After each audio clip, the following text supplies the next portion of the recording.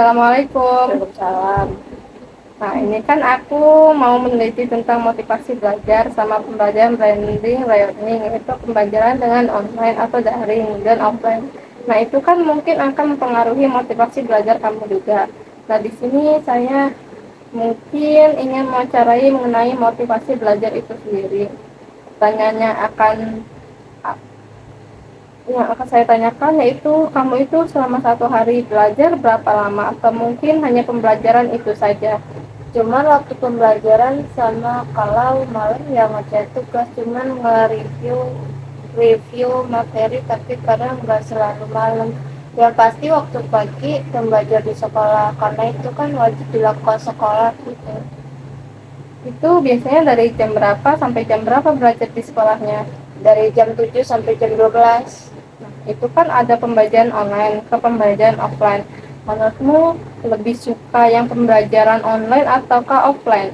Offline, karena kalau yang online itu nggak masuk materinya, susah gitu dipahaminya.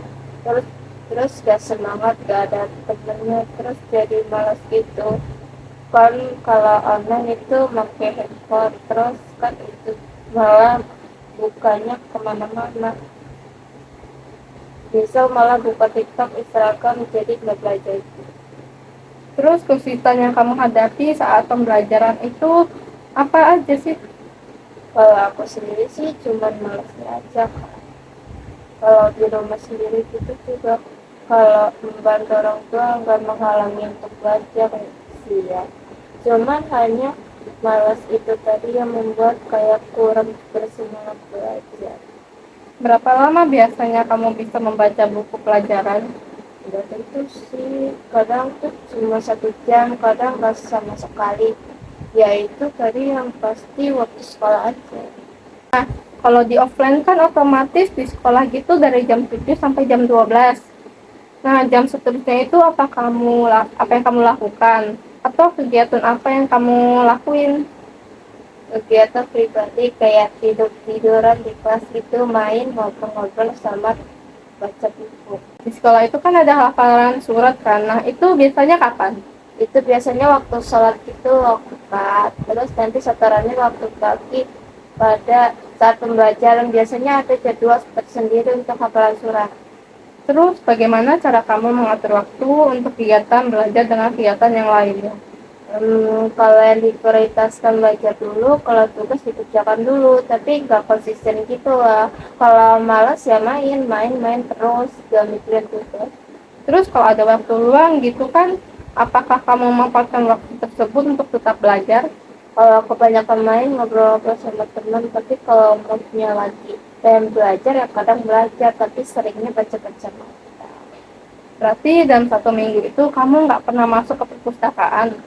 Ya kalau dalam 1 minggu itu sih enggak sih, kadang bisa beberapa bulan gitu masuk ke perpustakaan. Terus jika guru tidak memberikan tugas gitu, kamu itu tetap belajar atau enggak sih? Kalau lagi mood ya review, kalau masih pengen main gitu nggak sama sekali, cuman besok waktu sekolah saat pelajaran gitu aja. Terus solusinya atau bagaimana cara kamu untuk memahami mata pelajaran yang susah tersebut, khususnya matematika? Biasanya lebih tanya ke temen, diajarin gitu. Berarti ada belajar kelompok gitu ya? Ada nggak? Ada, biasanya malah ngerjain tugas gitu sama teman-teman satu kamar yang isinya itu satu kelas itu. Nanti kalau ada yang belum paham gitu ya diskusi sama teman.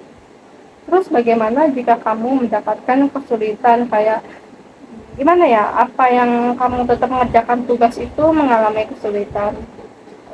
Ya kalau ada yang susah tuh kadang bingung juga ya, tapi yang tanya ke temen gitu yang susah, minta jelasin materi yang kurang paham atau susah. Kemudian saat pembelajaran dengan metode blending learning itu, apakah kamu sering bertanya atau enggak? Atau mungkin kamu berpikir kritis selama pembelajaran? Aktif tanpa pas belajarnya suka aja, tapi pas offline kalau online cuma absen aja, cuma nyimak gitu aja. Kadang kan guru cuma ngejelasin di Google Classroom gitu doang, kadang ada yang zoom, ada yang pakai video gitu. Tapi kalau yang mapel nggak suka kayak matematika itu nggak bertanya ke guru, tapi lebih tanya ke teman, karena kadang kalau udah lihat soal gitu udah males gak mau belajar. Nah, dalam pembelajaran online itu kan masih menggunakan media handphone. Nah, apakah kamu masih meminta uang dari orang tua jika membeli kuota, atau mungkin kamu menyisihkan uang atau menabung? Mungkin. Kalau aku sih ya masih minta orang tua ya.